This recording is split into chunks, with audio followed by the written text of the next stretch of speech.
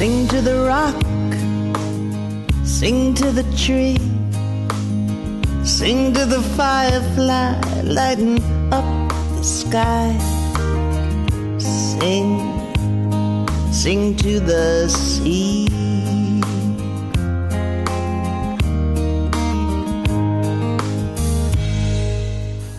Hello, I'm Mary Wheelan, and this is The Song, a show that features songwriters and their original songs. And today I am very pleased to welcome back Rick Drost.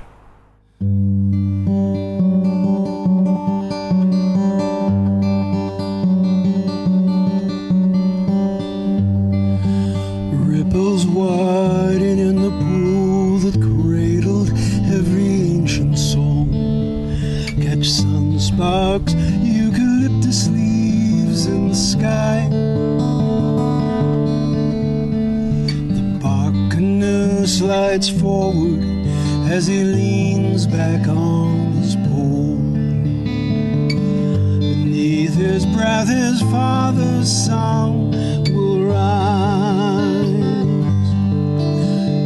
2,000 years away a gondolier leans on his oar. From turrets, steps, canals and stones, his father's song resounds. All who pour and all who roll and sing their soul song as they go. Feel them as they turn the world around.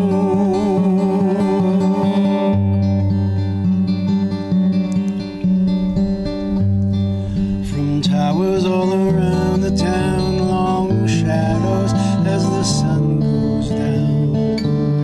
The vesper bells all hear each other ring. The organs diapason, harmony, the choirs a liaison to their father as the congregation sings.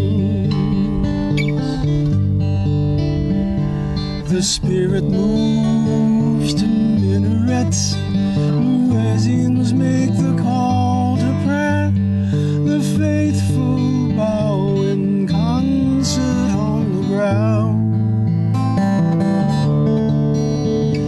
All who sing and all who ring, and all who join in listening, and all who play and all who pray will know they move as one day. Hear them as they turn the world around.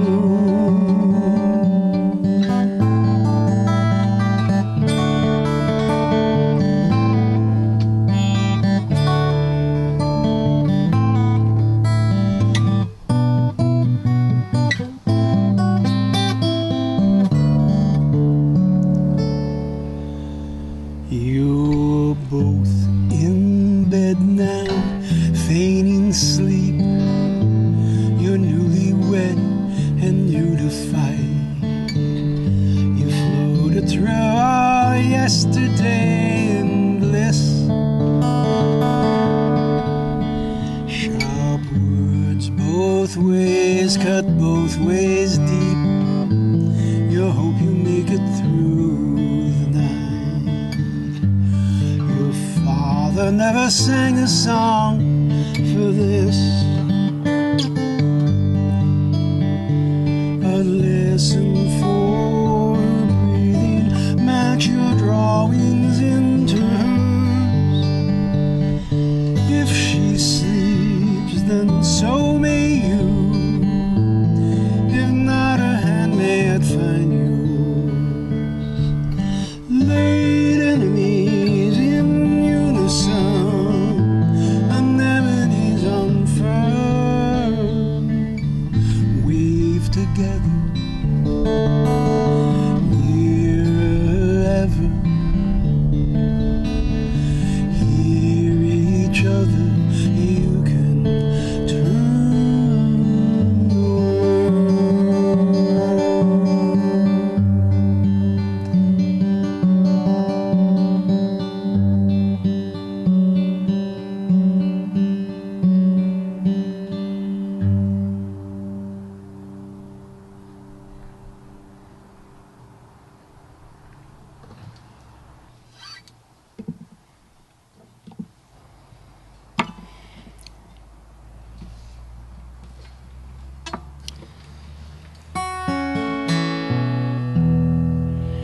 This next tune is sort of a fantasy.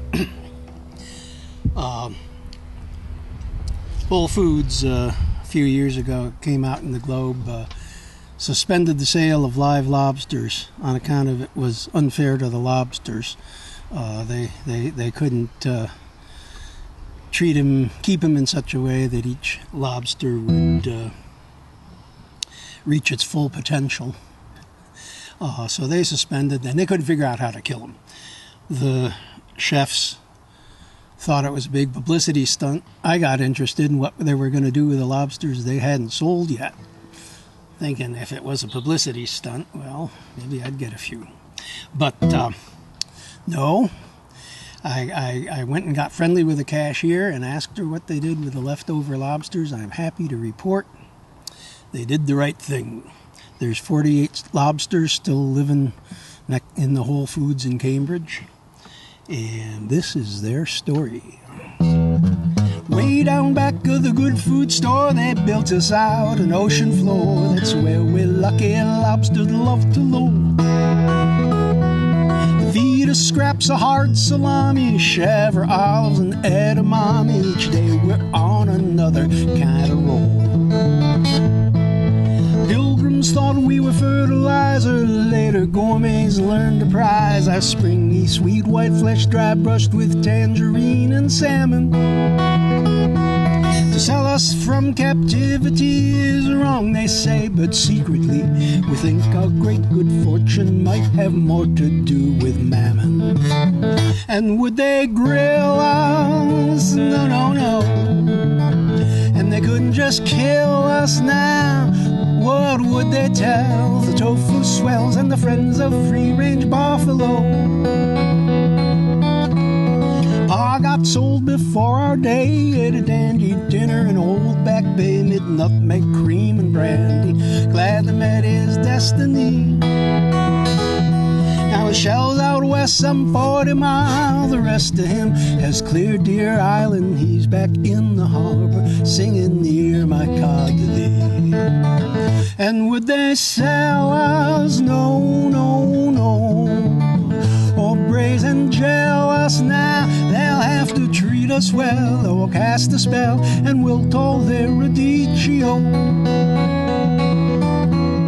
Meanwhile, my life's like no other. I play mahjong with my twin brother. We dance the quadrille, sing our song, quarter after 3, till morning, then we fall asleep on cobble in a happy heap. Some jellyfish our night, like if we ever have to be.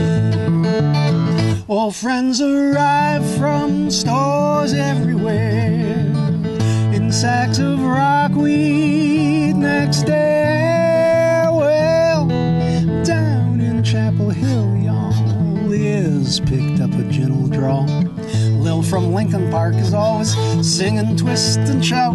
And Leighton's back from Camden Town. His flight's so long he almost drowned. Lee from Thousand Oaks is like, now what's this all about? And would they poach us too slow? Ooh-wee. Nah, they're gonna coach us with yoga classes, meditation, 10-step meetings. Each crustacean will be all the lobster he or she can be. Well, lobster rhymes with dinner bell. For years at sea, we've known that well. We thought our last swim would be in some big blue speckled pot. So every day, the chosen many, we gather round, phase our antennae with a lobster podcast live at noon. Give thanks for what we got. We're singing. Home, home are deranged, where the shrimp and the seahorses play. Have you seen my wife, Davy Jones? My favorite. Swimmer at swimmer at swimmer at swimmer at swimmer at swimmer at town. Swimmer at swimmer at swimmer at swimmer at swimmer at swimmer at town. In a watery cave somewhere, I'll shed my shell and he'll come come there, it wouldn't it be lobsterly, lobsterly. Lucky lobsters live forever, drinking sparkling clementine.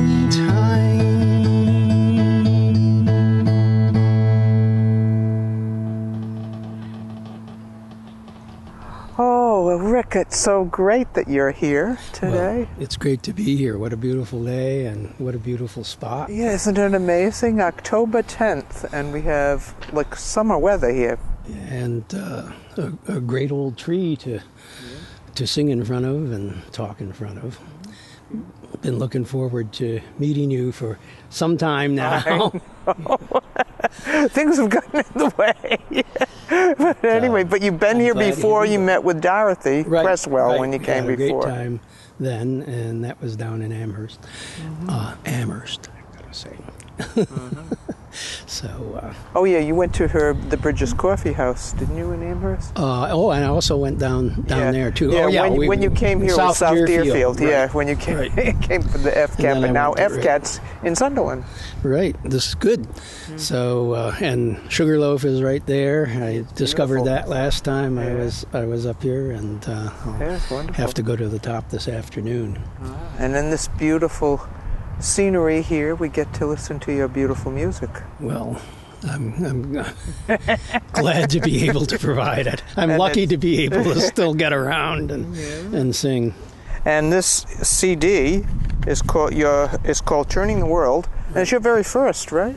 Or did you do one before? Well, I did one before with a group in the early 2000s, a group we played with in the 80s, and when I started doing this again, we got it together to record a few songs, and that was the group Parts and Labor. And then basically I started singing out more alone and writing again. And that's what I've been doing since about 2004, is going around and singing and writing, trying to write as much as I can and trying to sing as much as I can. Yeah, well, you really, I read in your bio that you were influenced to some extent by poetry. Oh, yeah. Your love of poetry and classical music, and you can really see both of that in your I started on piano. My dad started all us kids on piano very early. And he played, after we went up to bed, he would play to relax, and he'd play Beethoven and Chopin and Debussy, and that was the going to sleep music. And so I wanted to make music like that. And and the opportunities have arisen. Yeah, and your lyrics seem very poetic. Yeah, the start of that, was really, had some great teachers in the public schools outside of Buffalo, and they got me into poetry. I would say Jared Manley Hopkins was the first poet that the poetry really grabbed me, and I even set one of his songs. Once I went to college, I even set one of his poems into a song, and I still do that from time to time. Spring and fall, and it's now fall. So, and then a lot of Shakespeare, and actually you can find poetry, in prose. I mean, basically you need well-written prose that moves, that has emotion. I keep thinking about Moby Dick. You can feel the swell of the ocean in the prose, and I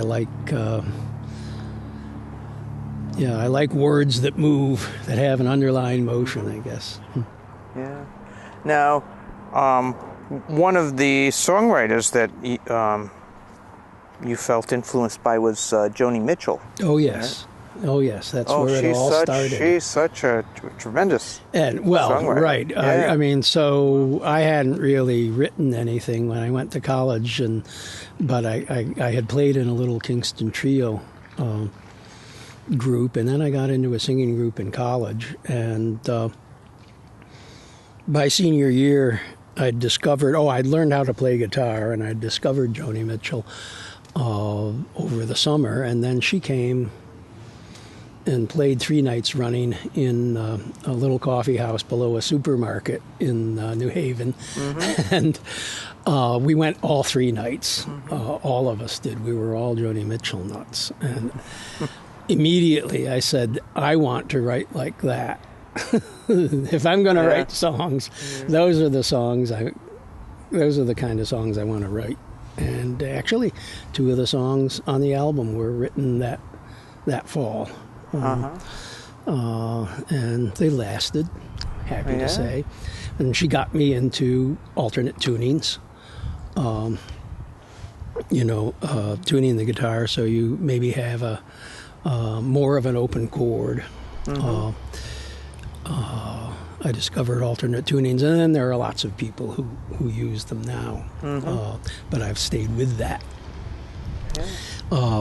But her music, the lyricism and the melodies, I mean, for me, she has it all. And I still, her Blue album is still on my car stereo to this day. Oh, wow. It's one of the ones. It's just playing it. Yeah. Now, there's a quote here from Vance Gilbert. Right. About your music, and it says, "Those of us who write songs count ourselves lucky when we craft one like one of Rick's. Each song paints a picture of another little world for the listener to play in for a few minutes." And that's what your music's like. It really is. Yeah. Vance, so I think you clearly learned a few things from Joni Mitchell, the songwriters that you were. Well, and I've learned a lot from Vance. He's been Vance coaching me for the last 7 years or so, and gives laser-like attention to your songs and your singing and what's smooth and what doesn't hit his ear just right, and he tells you. He's honest.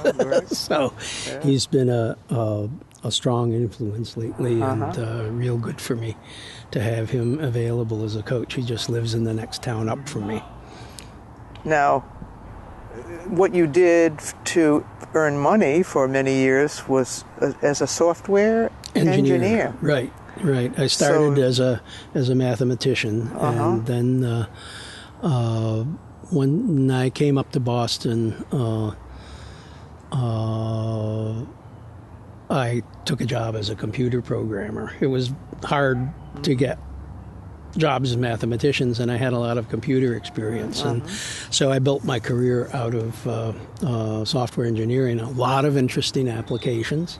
Got to learn something about each application area as I wrote the application. And so it was a good career, and just find people all the way through.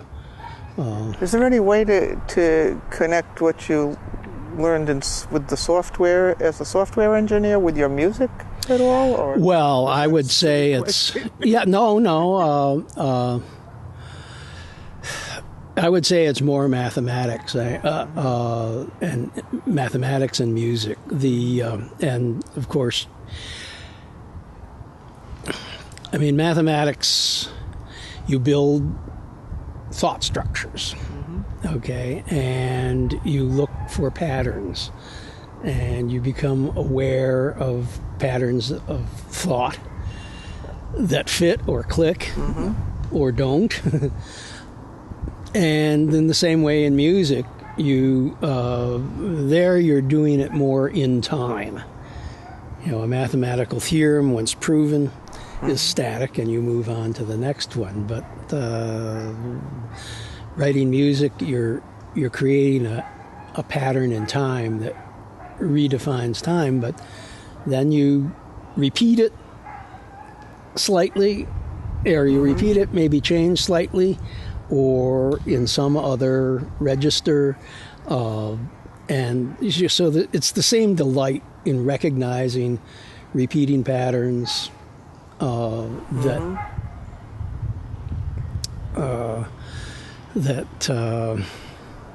enlivens music and mathematics. That's what I could say about that. Well, I imagine there's going to be some people who like math and music listening to the show that probably really appreciate what you had to say. All the people in Pioneer. There's a lot of mathematicians out here. Oh, yeah. And a lot of musicians. Let's see. So you played banjo when you were in that Kingston trio. Do you play banjo anymore? Oh, I pull it out now and then, and but I haven't really performed with it in any songs with it in a couple of years.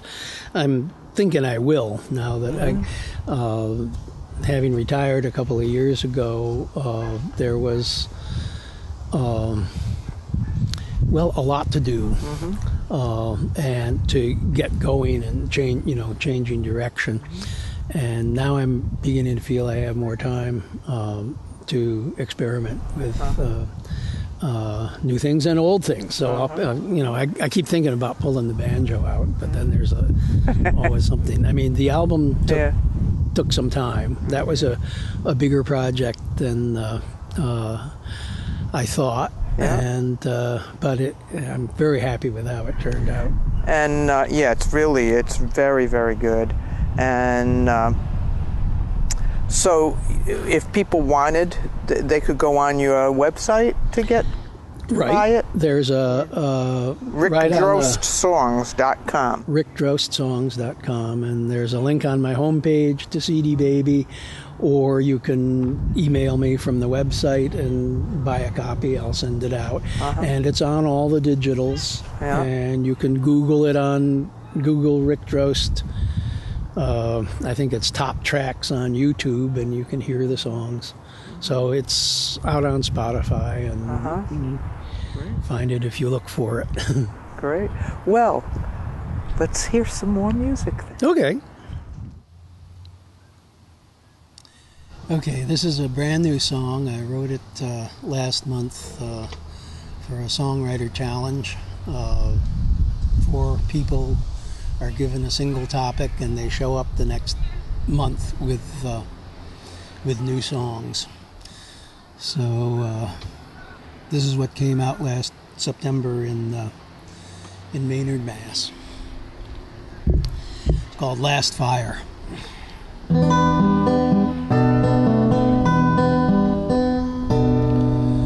I bring fire to all the planets in the galaxy, with a crystal that I hold to catch their sun. They gather round for warmth. I tell them it's a gift to use with love and share with everyone. So it always starts out well. They learn to tend the fires, share them, cook, stay warm, keep beasts at bay. But then someone wants the biggest fire, and someone wants the only one. Once fighting starts, it all will burn away. And the prairies burn, and the forests burn, and soon it's only cinders and ash.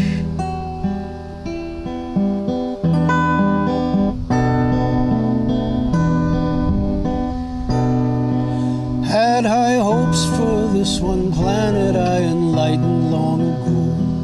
They learn to share the fires, make tools and glass,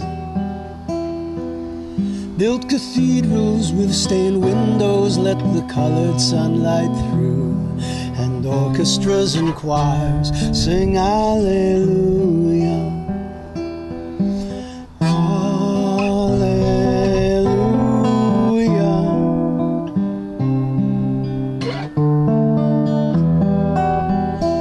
But they started burning everyone who wouldn't sing their tune, and books of foreign thoughts and foreign songs. And they learned to can the fire and rain it down on everyone. Now everything will burn before too long, and their cities burn and their forests burn. Soon again it's cinders and ash.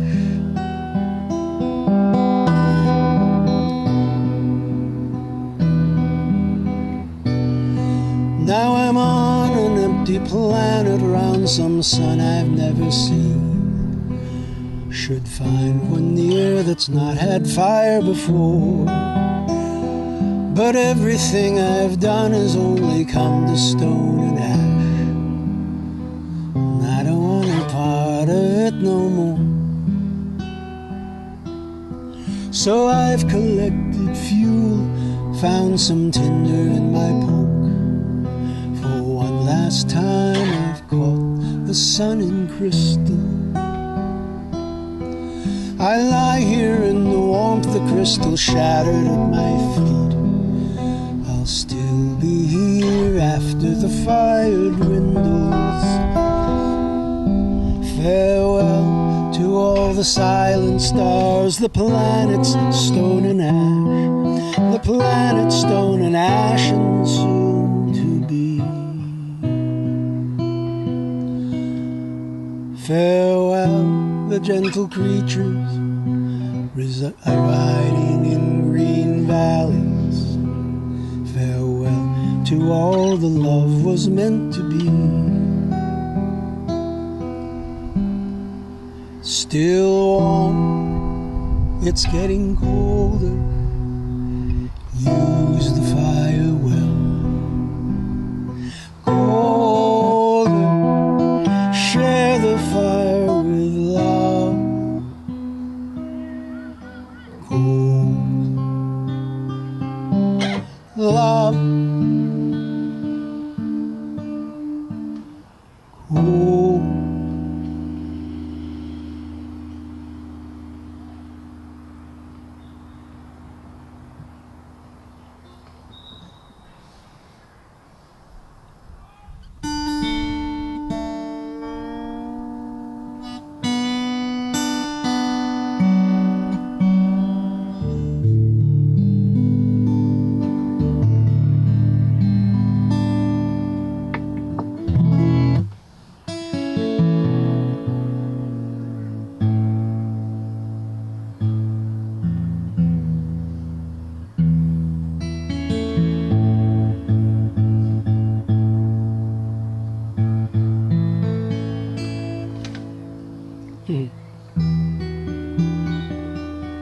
Well, this is one of those old songs that I wrote just after I heard Joni Mitchell for the first time.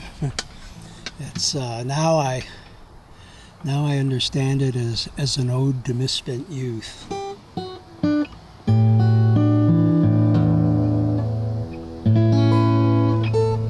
It's called Revenden.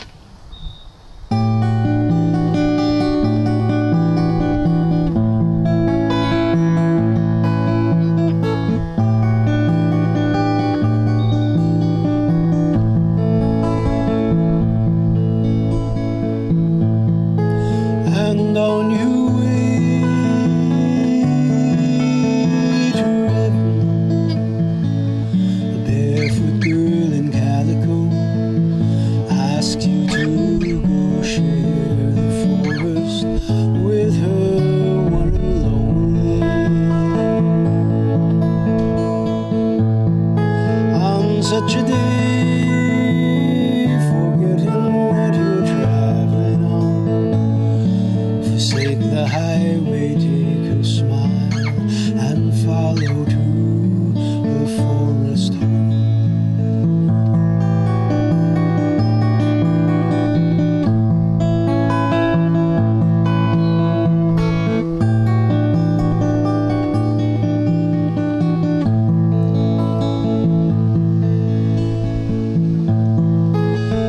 Sits you down in sun-filled rooms, her meal to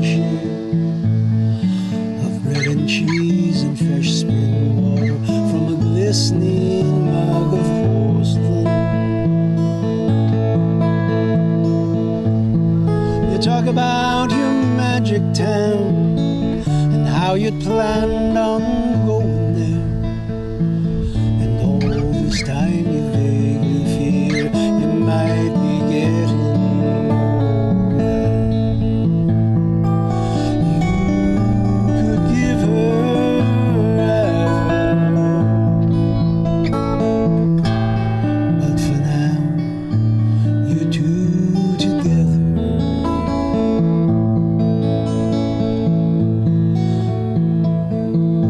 You take her hand and start to walk, say not a thing. Slide through shafts of sunshine while she's sure she's glad to find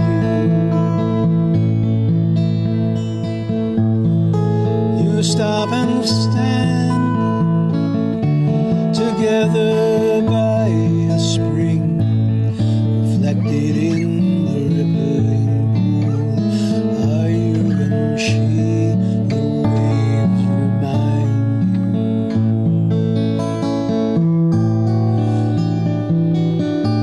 you. You'd set out in a morning not too long ago, searching for a place you dreamed you had to go. Without warning, drop her hand. You're hoping that she'd understand. You hadn't meant to leave so soon. You'd almost spent an afternoon.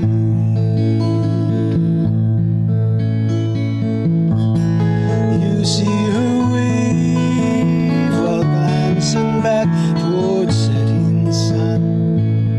You can't explain the word or song, tarry longer only. You're on your way to revel. You'll have more time for living then, but now you're on and lonely.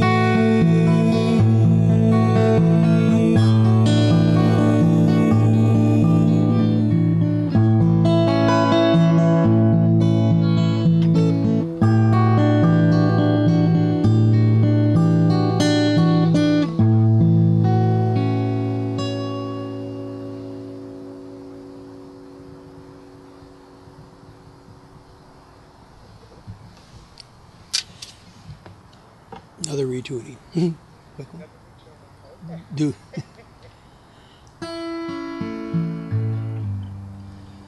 I remembered the one I really wanted to do.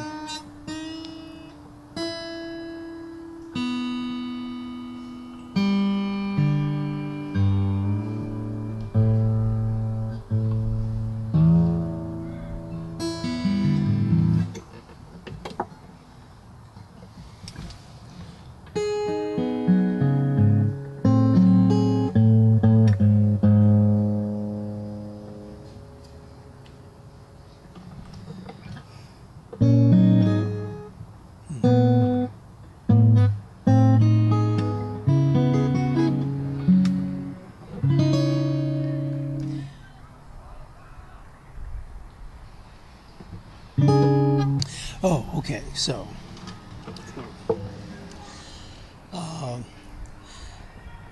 this song came about because an article came out in the Boston Globe that the swans in the public garden, known as Romeo and Juliet, around the world, these iconic swans couple, were in fact two Juliets. And it went on to explain that swans in captivity trade off on the normal gender-related roles. And I thought that was great wisdom. I went down to meet the swans, and I fell in love with them. They're so graceful, and of course, they're in this beautiful setting of the Boston Public Garden. So I fell in love with them and wanted to dance with them, but I can't dance So I wrote him a Valentine, and here's the ballad of Julie and Romy.